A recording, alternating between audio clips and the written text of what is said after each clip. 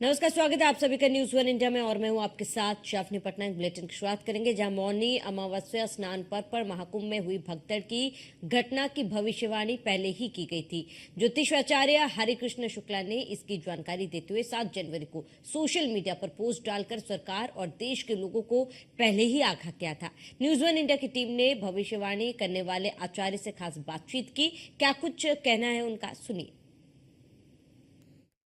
आस्था और अध्यात्म की नगरी संगम नगरी प्रयागराज में बीते 13 जनवरी से महाकुंभ की दिव्य भव्य शुरुआत हुई है, जिसमें देश विदेश के कोने कोने से लाखों करोड़ों की संख्या में श्रद्धालु पवित्र गंगा की धारा में आस्था की डुबकी लगाने के लिए पहुंच रहे हैं।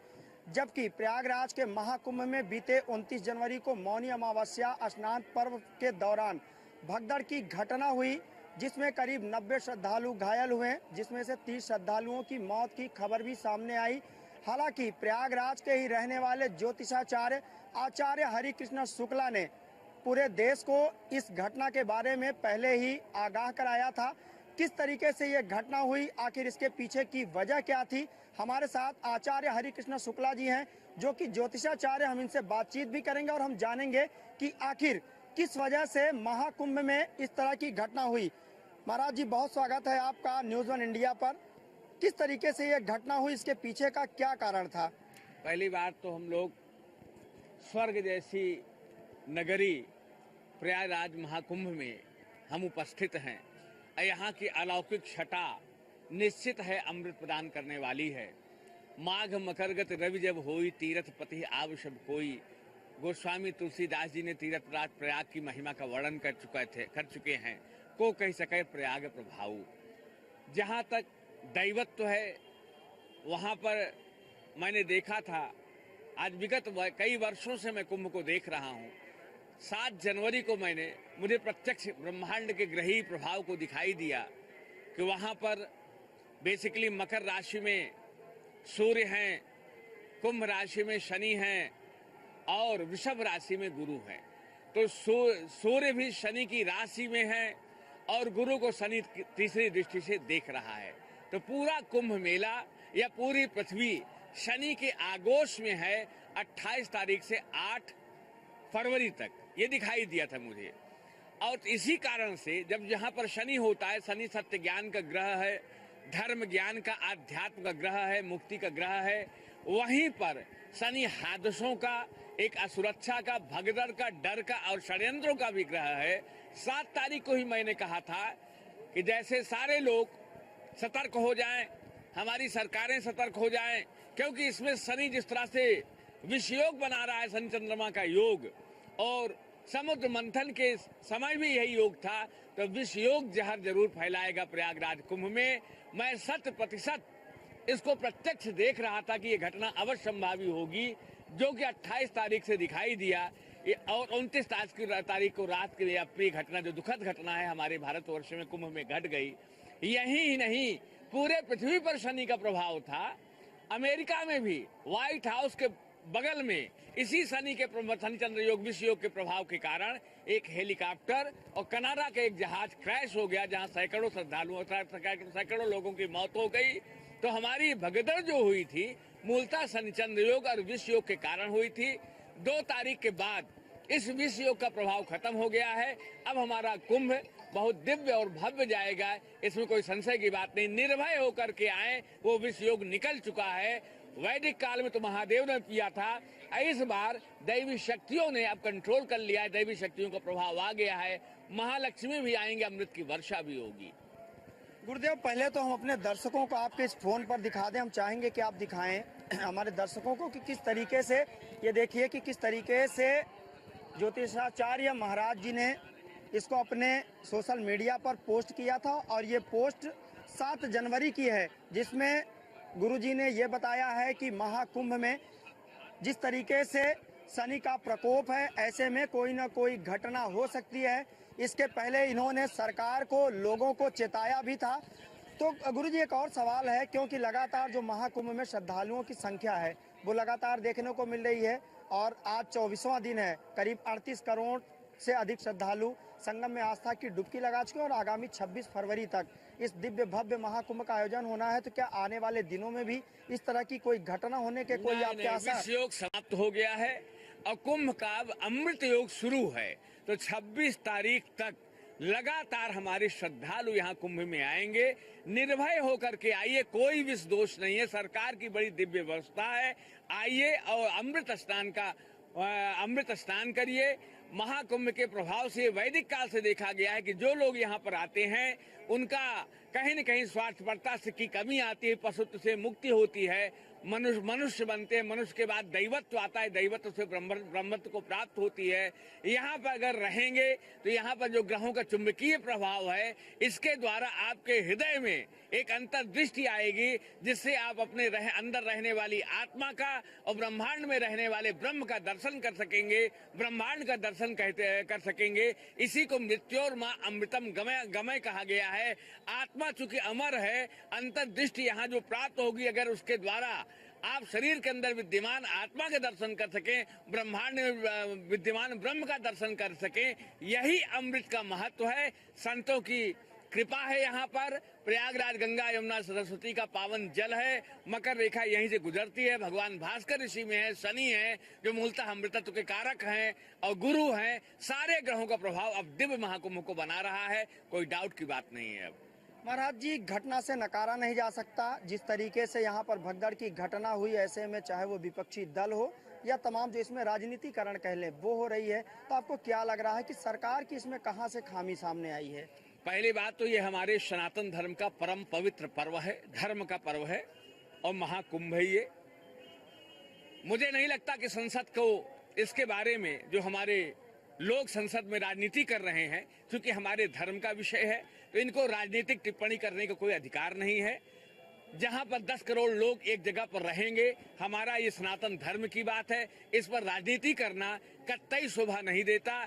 जो कांग्रेस ने किया है, जो सपा कर रही है, जो उद्धव ठाकरे के संजय राउत कर रहे हैं, कहीं न कहीं हमारे सनातन धर्म को, प्रयागराज कुंभ को बदनाम करने का प्रयास कर रहे हैं। घटना घटी, निश्चित घटना घटी, जहां 10 करोड़ की भीड़ होगी, निश्चित भगदड़ हुआ। हमारी सरकार की चैतन्यता के कारण और के बाद सजग रहने के कारण जहां अथाह संख्या में मौतें होनी थी, वहां 30 मौतें केवल होकर रह गई। हमारे सरकार की त्वरित कार्रवाई के कारण यहां कुंभ मेला में अग्निकांड हुआ, सरकार ने 10 मिनट के अंदर ठीक कर लिया, भगदड़ को आधा घंटा के अंदर कंट्रोल कर लिया। हमारे सनातन धर्म को बदनाम न किया जाए, धार्मिक आयोजन है। अभी 2023 में मक्का मदीना में इतनी घटनाएं घटी थी, कोई राजनीति नहीं हुई। हमारे धर्म के बारे में हमारी संसद में जो राजनीति हो रही है, ये महानिंदनीय है। ये लोग स्वयं मुस्लिम तुष्टीकरण की राजनीति करते हैं, हिंदुओं का अपमान करते हैं। हमारे वामपंथी लोग हैं, इनको यहाँ कुंभ के बारे में बोलने का कोई अधिकार नहीं है। योगी जी ने जो कार्य किया है सुरक्षा की दृष्टि से, व्यवस्था की दृष्टि से, वो बहुत अतुलनीय है, बहुत दिव्य है। इसी सतर्कता के कारण ही हमारी जनहानि की कम से कम हुई है। त्वरित कार्यवाही करके सब कुछ कंट्रोल कर लिया गया। इससे बेहतरीन, जहां 10 करोड़ लोग आए थे, 50 करोड़ लोग आने जा रहे हैं, इतनी दिव्य व्यवस्था शायद ही कोई सरकार कर सकती है। अगर याद करना है तो 13 का देख लीजिए महाकुंभ, जहां आजम खान इसके इंचार्ज थे। इन लोगों का चाल चरित्र सनातन विरोधी परमानेंट रहा है विपक्षियों का, तो इसके बारे में इनको कोई धर्म में राजनीति का प्रवेश नहीं होना चाहिए। ये धार्मिक आयोजन है, घर में भी हादसे घट जाते हैं, इसमें किसी का कोई वश नहीं। जब ग्रही ऐसी स्थितियां थी तो घटनाएं अवश्य संभावी थी, क्योंकि कहा गया है असंभवम हे मृग से जन्म तथापि रामो लुलुभे मृगाय प्रायः समासन्न विपत्ति काले विधियो पुंसाम मलनी भवंती। हम सनातन संस्कृति को मानने वाले हैं। हमारे रामायण में कहा गया है, हानि लाभ जीवन मरण यश अपयश विधियात। जब ऐसा ग्रहों का प्रभाव होगा तो निश्चित हादसे घटेंगे। 10 करोड़ लोगों की भीड़ है, कितनी त्वरित कार्रवाई करके सरकार ने कंट्रोल किया है। मैं योगी सरकार को धन्यवाद देता हूं। हमारे सनातन के वर्चस्व का पीरियड आ गया है, राम मंदिर बन चुका है, कुंभ हमारा दिव्य हो रहा है। वसुधैव कुटुंबकम सर्वे भवन्तु सुखिना की जो हमारी उच्च कोट की विचारधारा है, पूरा विश्व लोहा मान रहा है। ये विचारधारा पूरे विश्व में जाएगी।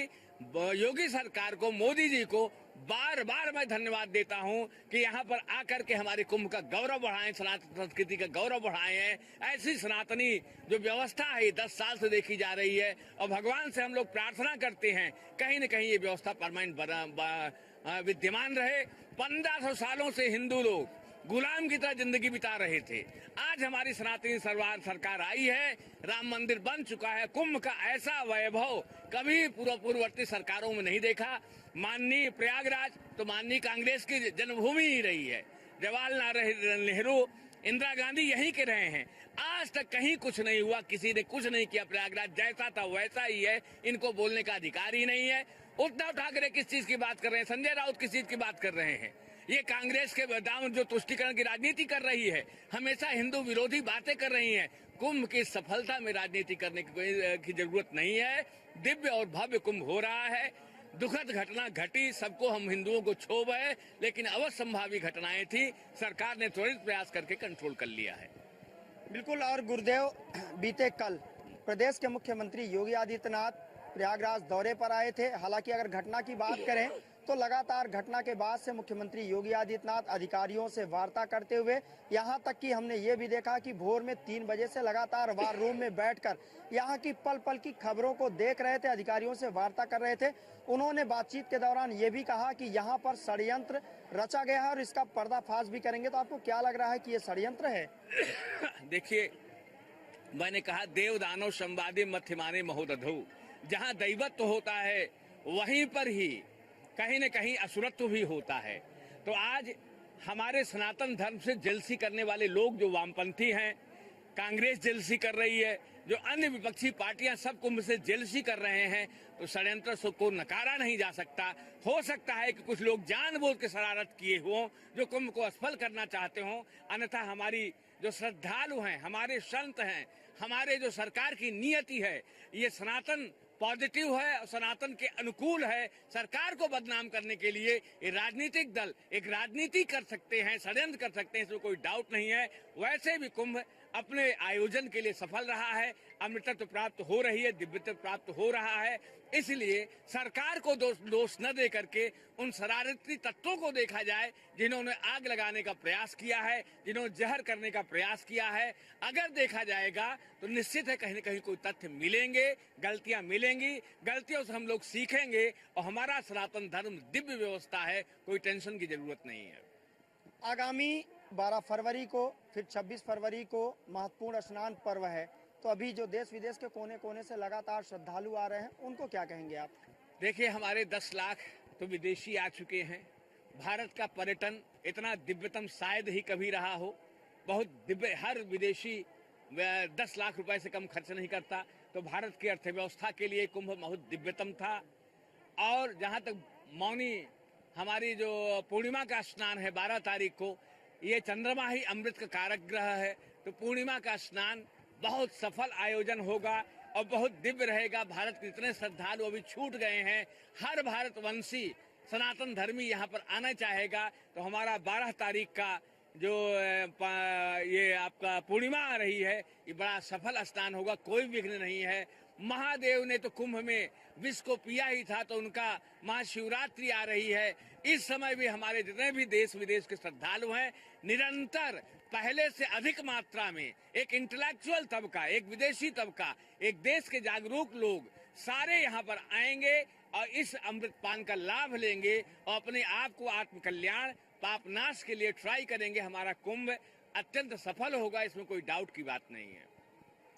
बिल्कुल। हमारे साथ बातचीत कर रहे थे ज्योतिषाचार्य आचार्य हरिकृष्णा शुक्ला, जिन्होंने अपने सोशल मीडिया अकाउंट पर बीते 7 जनवरी को प्रयागराज में मौनी अमावस्या के दिन हुई घटना के बारे में पूरे देश को चेताया था। इन्होंने बताया कि यह खगोलीय घटना है जिसमें शनि का प्रकोप था और आने वाले दिनों में प्रयागराज के इस महाकुंभ में किसी भी तरह की कोई विघ्न नहीं आएगी। देश विदेश के कोने कोने से आने वाले बड़ी संख्या में श्रद्धालु सुरक्षित पवित्र गंगा की धारा में आस्था की डुबकी लगाएंगे, सकुशल अपने घरों को लौटेंगे। वीडियो जर्नलिस्ट अमित साहनी के साथ पवन पटेल, न्यूज़ 1 इंडिया, प्रयागराज।